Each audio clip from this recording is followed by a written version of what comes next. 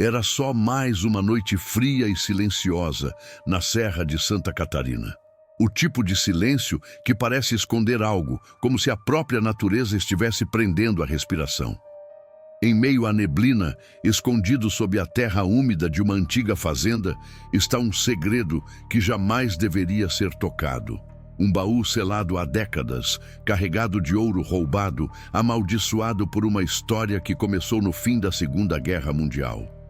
E dizem que quem tenta desenterrá-lo nunca mais volta a ser o mesmo. Porque aquele tesouro tem um guardião, uma criatura que não pertence a este mundo.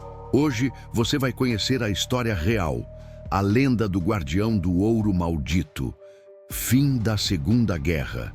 A Alemanha nazista desmoronava sob o peso dos próprios crimes. Milhares de oficiais, soldados e simpatizantes do regime fugiam da Europa em silêncio, levando consigo não só documentos e identidades falsas, mas também ouro, artefatos e riquezas saqueadas de vítimas do Holocausto. Um desses homens desembarcou no sul do Brasil em 1946.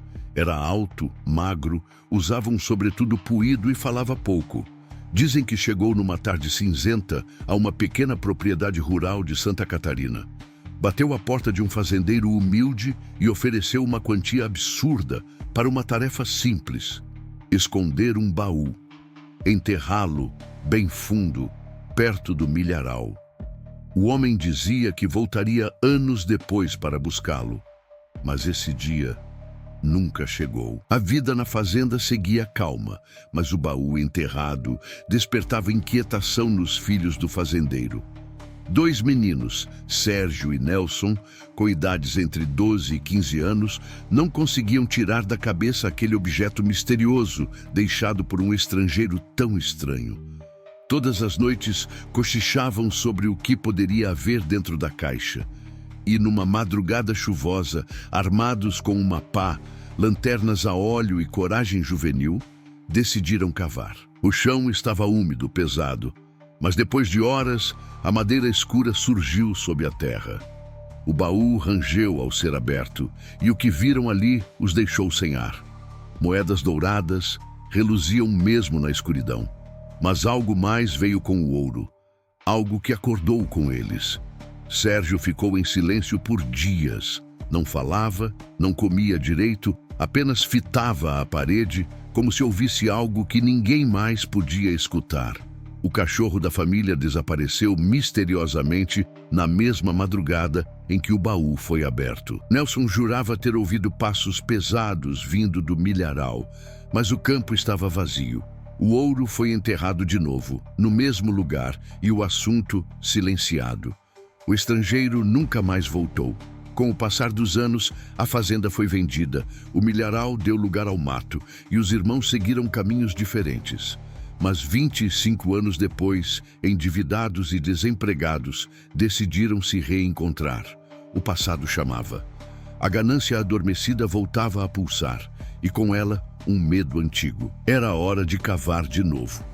O portão de madeira da antiga fazenda rangia como se lamentasse ao ser empurrado. O lugar estava irreconhecível. O casebre em ruínas, o campo tomado por mato alto e uma sensação estranha no ar, como se o tempo ali tivesse parado. Sérgio e Nelson caminharam devagar, cada passo esmagando galhos secos sob os pés. Ao se aproximarem do local onde enterraram o baú, notaram algo incomum. A vegetação ao redor parecia crescer em círculos, como se evitasse um ponto específico do terreno. Começaram a cavar. O suor misturava-se à ansiedade. Mas então os ventos cessaram. Os sons da floresta pararam e do meio da névoa que surgia lentamente entre as árvores, 2 olhos vermelhos se acenderam como brasas vivas na escuridão. O lobo negro avançava lentamente, muito maior que qualquer animal da espécie. Era pelo menos 2 vezes maior, seus olhos vermelhos brilhando intensamente na escuridão densa da floresta. Sérgio tentou erguer a voz, mas o som morreu em sua garganta. Nelson congelou, sentindo o peso da presença sobrenatural que não podia ser explicada. Em meio ao silêncio cortante, Começaram a ouvir passos distantes, vozes sussurrantes em alemão, como se fantasmas do passado marchassem entre as árvores. O guardião não atacava, mas sua mera presença bloqueava qualquer avanço. O solo parecia vibrar sob suas patas invisíveis e a sensação de uma maldição antiga permeava o ar. Dominados pelo medo, os irmãos fugiram, deixando para trás o ouro e o mistério que jamais deveriam ter despertado. De volta à cidade, Sérgio e Nelson nunca mais foram os mesmos. Os pesadelos com o lobo negro os assombravam noite após noite, e o peso daquela experiência os manteve calados diante de todos. Sabiam que aquele ouro roubado, marcado por sangue e horror, carregava uma maldição que ia além da compreensão humana. Outros que tentaram se aproximar da fazenda desapareceram misteriosamente, como se o guardião continuasse vigiando, implacável e eterno. A história do baú enterrado, do ouro maldito e do lobo espectral permanece viva na memória de poucos.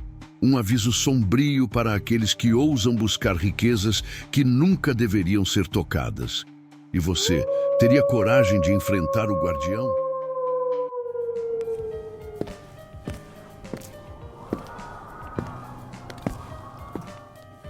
Me diga do que você tem medo.